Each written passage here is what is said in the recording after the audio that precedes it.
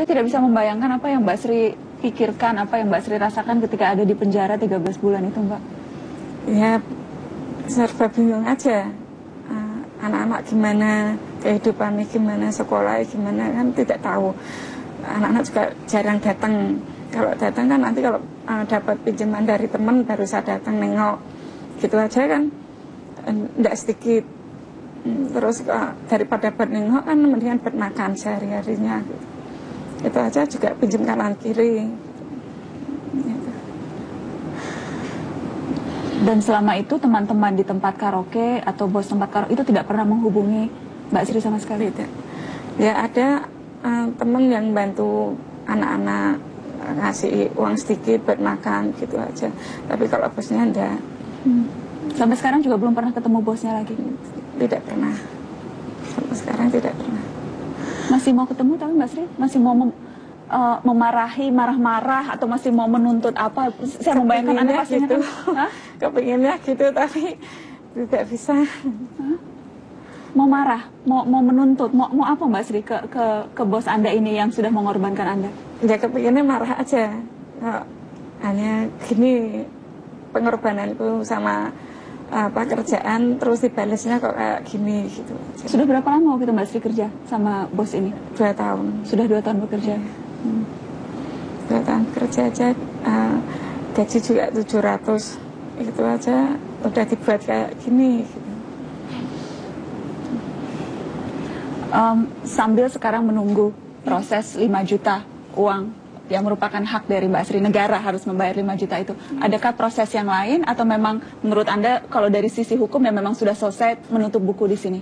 Ya, kita hanya mengawal sampai haknya Bu Sri itu sampai ke tangannya Ibu Sri. Itu juga sebagai ganjaran bagi penegak-penegak hukum yang tidak profesional atau berpihak kepada satu kepentingan dalam tanda petik.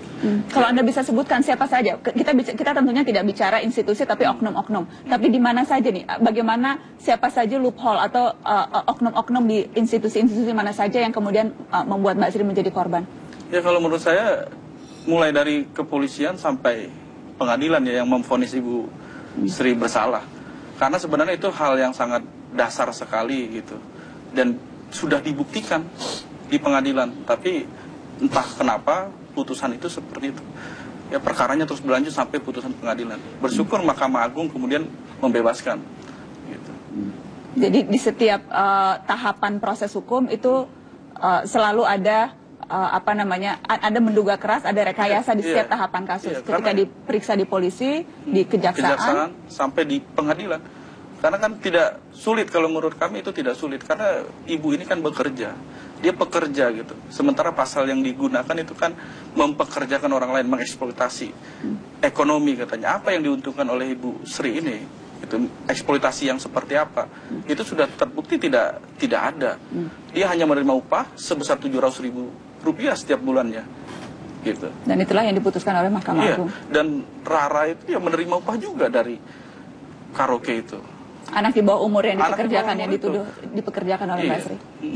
Justru kan harusnya pengusahanya yang memberikan upah kepada anak itu. Dan 2 orang ini masih bebas sampai sekarang? 2 orang ini masih bebas dan saya rasa itu tanggung jawab kepolisian lah untuk menegakkan hukum itu dengan benar. Gitu. Ini sudah jelas, pengadilan Mahkamah Agung sudah menyatakan Bu Sri Mulyati tidak dapat dipersalahkan untuk bertanggung jawab terhadap kasus yang dideritanya. Dan bahkan putusan Mahkamah Agung menyebutkan yang bertanggung jawab itu adalah Joni sebagai manajer dan Santoso sebagai pemilik. Itu yang dikatakan bertanggung jawab.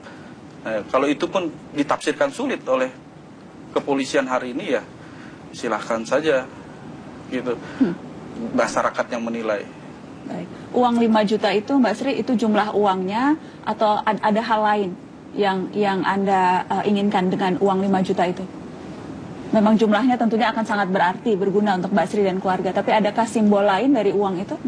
Untuk menunjukkan, membersihkan nama Mbak Sri, untuk menunjukkan memang bahwa Mbak Sri tidak melakukan apa yang dituduhkan, untuk menghilangkan mungkin ada orang yang berprasangka buruk? Iya. Itu artinya? Gitu. Kan memang saya tidak bersalah. Tapi kan tetap aja jalani segitu lama nih. Walaupun itu 1 tahun, tapi kan sama aja membuang kumpul sama anak-anak, nyari uang, terus ya semua. Yang akan terus membekas ya Mbak? Iya. Pengalaman hidup yang tidak mungkin bisa digantikan oleh apapun. Baik. Benar. Mbak Ati mengalami trauma psikologis yang cukup dalam. Saya memaklumi karena perjalanan ini memakan waktu 3 tahun. Sampai detik ini pun belum membuahkan hasil apa-apa.